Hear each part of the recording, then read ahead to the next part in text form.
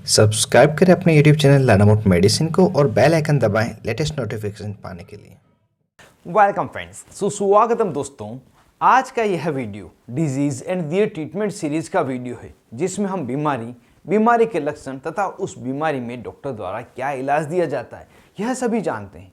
आज के इस वीडियो में जिस बीमारी के बारे में हम जान रहे हैं वह है एंगुलर चिलाइटिस, जिसे हम एंगुलर स्मेटोटाइटिस भी कहते हैं। नाम से तो ये बीमारी बड़ी जटिल लग रही है, लेकिन ऐसा नहीं है। यह बिल्कुल ही कॉमनली होने वाली बीमारी है। यह बच्चों में, वयस्क में तथा बुजुर्गों में सभी में देखी गई है। यह एक प्रकार की बीमारी है जिसमें व्यक्ति के होठों की कॉर्नर, जहां पर दोनों होठ जुड़ते हैं, वहां पर रेडनेस हो जाती है। हल्की तथा गहरी दरारें हो सकती है जिसमें सलावा जाकर इकट्ठा हो जाता है और इस कारण से यह स्थिति और भी बिगड़ जाती है। यह एक प्रकार का इन्फेक्शन है जो बैक्टीरिया या फंगस दोनों के कारण होता है, लेकिन 80% केस में यह दोनों इन्फेक्शन साथ में ही होते हैं, जिसे मिक्स्ड इन्फेक्शन कहते हैं। इस बीमारी के होने के क्या कारण है, अगर यह बात करें तो सबसे प्रमुख कारण है न्यूट्रिशनल डेफिशिएंसी का होना, जिसमें आयरन डेफिशिएंसी, एनीमिया मतलब आयरन की कमी होने के कारण शरीर में खून की कमी हो जाना। इसके अलावा फोलिक एसिड की कमी हो जाना, विटामिन बी कॉम्प्लेक्स की कमी हो जाना, जिसमें विटामिन B2, B12 आदि है। छोटा बच्चा या वयस्क जो मुंह खुला रखे सोते हैं, उनके होठों के कॉर्नर पर लगातार लार इकट्ठे होना।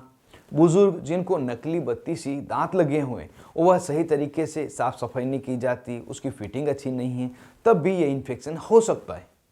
यह बीमारी मुख्य रूप से दो प्रकार की होती है, जिसमें एक्यूट चिलाइटिस तथा क्रोनिक चिलाइटिस। यह दो प्रकार है। एक्यूट एंगुलर चिलाइटिस, इसका मतलब वह स्थिति अभी रिसेंटली 2 से 4 दिनों में हुई है, जिस कारण से होठ के कॉर्नर पर हल्की रेडनेस हो सकती है, जलन हो सकती है तथा खिंचाव हो सकते हैं। यह कुछ सामान्य लक्षण दिखाई देते हैं। और क्रोनिक एंगुलर चिलाइटिस, इस स्थिति में होठ के कॉर्नर पर गहरी या हल्की दरारें हो सकती है। यह समस्या 15 दिन या उससे पुरानी भी हो सकती है, जिसमें जलन तथा तेज दर्द होना भी देखा गया है और कई बार खून भी आ जाता है। कई बार तो व्यक्ति पूरा मुंह भी नहीं खोल पाता, जिससे कि खाना खाना भी काफ़ी मुश्किल हो जाता है और दिखने में ये काफ़ी बदबू होती है। यह कुछ इसके लक्षण हैं जिससे कि आप इस बीमारी को पहचान सकते हैं। अब जानते हैं जब यह बीमारी व्यक्ति में होती है तो डॉक्टर द्वारा उन्हें क्या इलाज दिया जाता है। यहाँ वीडियो में आगे बढ़ने से पहले एक इन्फॉर्मेशन मैं आपको और देना चाहूँगा कि आपके अपने YouTube channel learn about medicine को यूट्यूब ने मेंबरशिप के लिए एलिजिबल कर दिया है और उसके लिए यहाँ ज्वाइन बटन दे रखा है। इसको क्लिक करके, इसको दबाकर आप मेंबरशिप ज्वाइन कर सकते हैं। मेंबरशिप ज्वाइन करने पर आपको प्रत्येक हफ्ते 3 से 4 स्पेशल वीडियो मिलेंगे जो सामान्य सब्सक्राइबर को नहीं मिलते, और आपको अलग अलग तरह की नई दवाओं के बारे में अपडेट मिलेगा। तो अगर आप मेंबरशिप लेना चाहते हैं तो इस ज्वाइन बटन को दबाएं और मेंबरशिप लें। इस समय डॉक्टर द्वारा जो ट्रीटमेंट दिया जाता है उसमें बीमारी के कारण को पहचान कर ही इलाज दिया जाता है। जैसे यदि किसी व्यक्ति को न्यूट्रिशनल डेफिशिएंसी के कारण यह समस्या हो रही है तो उनको पहले न्यूट्रिशनल डेफिशिएंसी को ठीक किया जाता है। इसी तरह से अगर आयरन डेफिशिएंसी, एनीमिया के कारण ये समस्या हुई है तो उसे ठीक करने के लिए सबसे पहले आयरन की टेबलेट दी जाएगी। अगर विटामिन B2 डेफिशिएंसी हुई है तो रिबोफ्लाविन की टेबलेट दी जाएगी। विटामिन B12 की कमी के कारण हुआ है तो उस समय मिथाइलकोबालामिन टेबलेट दी जाएगी, जैसे आप न्यूरोकाइंड OD के नाम से जानते हैं। और इस तरह से इन बीमारियों को ठीक किया जाएगा, जिससे कि बीमारी ठीक होने के साथ यह समस्याएं खुद ही ठीक हो जाती है। इसी कारण से आपने देखा होगा कि जब भी मुंह से जुड़ी हुई कोई समस्या होती है तो ज़्यादातर डॉक्टर द्वारा विटामिन बी कॉम्प्लेक्स तथा फोलिक एसिड की टेबलेट ही दी जाती है। बच्चों में अगर लाल जमा होने के कारण यह स्थिति हुई है तो उन्हें सीधा सोने के लिए कहा जाता है और रात में 1 से 2 बार मुंह को साफ करने के लिए बताया जाता है। साथ ही अगर किसी बुजुर्ग में नकली बत्तीसी लगाने के कारण यह समस्या हुई है तो बत्तीसी की फिटिंग सही करवाई जाती है, उनको साफ सफाई से रखने के लिए ही सलाह दी जाती है। और इन सब के साथ में मरीज को लक्षणों के आधार पर अन्य दवाइयाँ भी दी जाती है। जैसे अगर ज़्यादा दर्द हो रहा है तो दर्द को ठीक करने के लिए दर्द निवारक दवाइयाँ जैसे कि जीरोडोपी टेबलेट, कॉम्बिफ्लाम टेबलेट आदि यह दी जाती है। इस समय सबसे ज़्यादा तथा मुख्य रूप से जो दवा दी जाती है वह होती क्रीम प्रिपरेशन। जैसा हमने अभी वीडियो की शुरुआत में जाना था कि यह बीमारी बैक्टीरिया तथा फंगस दोनों के इन्फेक्शन के कारण होती है और 80% स्थितियों में यह दोनों बैक्टीरिया फंगस के मिक्स इन्फेक्शन के कारण होती है।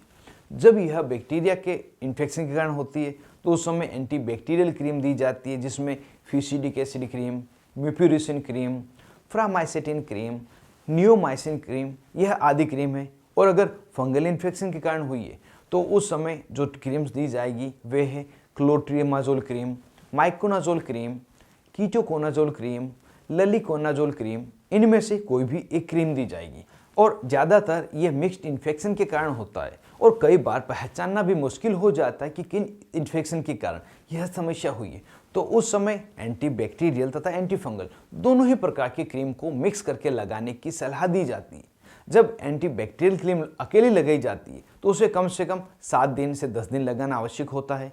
जब एंटी फंगल क्रीम लगानी होती है तो उसे 14 दिन तक लगाने की सलाह दी जाती है। और जब इन दोनों ही क्रीम को मिक्स करके लगाया जाता है तो उस समय 10 दिन से लगाकर 14 दिन, सुबह शाम दिन में 2 बार और ज़्यादा आवश्यकता हो तो 3 से 4 बार भी लगाने की सलाह दी जाती है। इस समय थोड़ी थोड़ी मात्रा लेकर इन क्रीम्स की लगाई जाती है। इन क्रीम को हमेशा खाने के बाद लगाने की सलाह दी जाती है, जिससे कि लंबे समय तक यह होठ के पास लगी रहे। और अगर क्रीम लगाने के बाद कुछ खाने या पीने की आवश्यकता पड़े तो कोशिश करें कि 1 से 1.5 घंटे का अंतराल हो, जिससे कि यह क्रीम अपना असर कर सके। यह ट्रीटमेंट लेने पर बीमारी तो ठीक हो जाती है, लेकिन बीमारी ठीक होने के बाद भी कुछ सामान्य लक्षण रह जाते हैं, जैसे कि हल्का खिंचाव होना, होठ के पास कालापन होना। उनको ठीक करने के लिए ज़्यादातर कोई मेडिसिन लेने की आवश्यकता नहीं होती। उस समय कोकोनट ऑयल, एलोवेरा क्रीम या कोई मॉइस्चराइजर क्रीम अगर लगाई जाए तो वह स्थिति धीरे धीरे 10 से 15 दिन में ठीक हो जाती है। और अगर इस बीमारी के प्रिवेंशन, बचाव के लिए बात करें तो ये तीनों ही प्रिपरेशन, जिसमें मॉइस्चराइजर, कोकोनट ऑयल तथा एलोवेरा क्रीम, किसी एक का ही प्रयोग लिया जाता है जब शुरुआत में होठ के कोनों पर हल्की रेडनेस हो, खिंचाव हो तथा जलन महसूस हो। तब उस समय भी दिन में 2 से 3 बार लगातार इसे अगर लगाया जाए तो बीमारी ही नहीं होती है। तो इन 3 प्रिपरेशन का प्रयोग लेके आप बीमारी होने से रोक भी सकते हैं। और इस तरह से आज के इस वीडियो में हमने एंगुलर चिलाइटिस, जो होठों के कॉर्नर पर होने वाली एक बीमारी है जिस कारण से होठ के कॉर्नर फट जाते हैं, रेडनेस आ जाती है, हल्की दरारें हो जाती है और कई बार जलन भी होती है, के बारे में जानना है। उम्मीद करता हूँ आपको इस बीमारी के बारे में पूरी जानकारी मिली होगी और वीडियो आपको पसंद आया होगा। अगर वीडियो आपको पसंद आया हो तो वीडियो को लाइक करें और ज़्यादा से ज़्यादा इसको शेयर करें, जो कि और के भी काम आ सके। और अभी तक आपने अपने YouTube channel learn about medicine को सब्सक्राइब नहीं किया हो तो इस बटन को दबाकर सब्सक्राइब करें और जो पास में बेल आइकन आ रहा है इसे भी दबाएं, जिससे कि आने वाले वीडियो के सभी नोटिफिकेशन आपको मिल सके और मेरे सभी वीडियो आप मुफ्त में देख सकें। आप थे अपने दोस्त मोहित आदिश के साथ देख रहे थे अपना YouTube channel learn about medicine. Thank you friends, take care and be careful about medicine uses.